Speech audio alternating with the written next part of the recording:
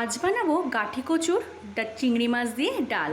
তার জন্য আমি গ্যাসের ওভেনে ফ্রাই প্যান বসিয়ে দিয়েছি। প্রথমেই আমি খানিকটা গোটা জিরা ভেজে নেব। জিরাটা আমার শুকনো খোলায় ভাজা হয়ে গেছে, এবার এটিকে বেটে আমি রেখে দেব।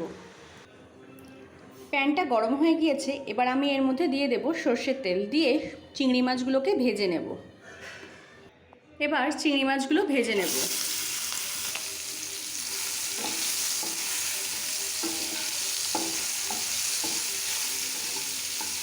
যেহেতু আমার চিংড়ি মাছগুলো একটু বড় বড় ছিল, তাই মাঝখান দিয়ে একটু কেটে কেটে নিয়েছি।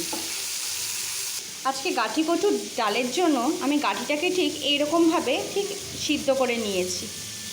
চিংড়ি মাছগুলো আমার প্রায় ভাজা হয়ে গেছে।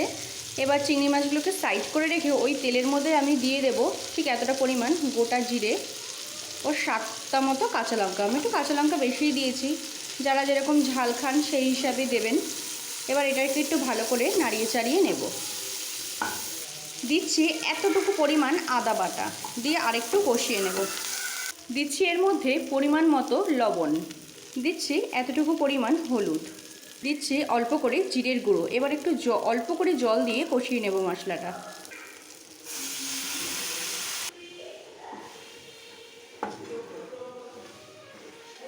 ভালো করে একটু কষিয়ে নিচ্ছি।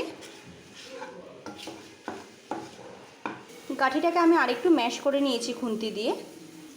এবার গাঠি কচুটা এর মধ্যে ঢেলে দেব।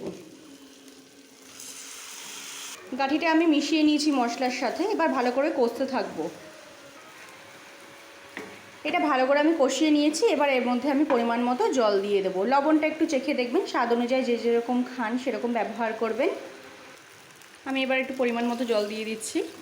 এখন কিন্তু ডালটা আমার ঠিক এরকম একটা টেক্সচার রয়েছে, কিন্তু এর থেকে আরেকটু ঘনত্ব হবে।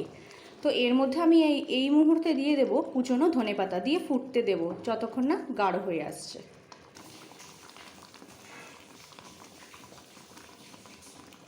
দেখুন আমার কিন্তু ডালটা প্রায় ঘন হয়ে এসেছে অনেকটাই। এবার ওর উপরে আমি দিয়ে দেব ভাজা জিরের গুঁড়ো, দিয়ে একটু গ্যাস বন্ধ করে ঢাকা দিয়ে রেখে দেব। দিলেই আমার কিন্তু রান্নাটা রেডি হয়ে গিয়েছে।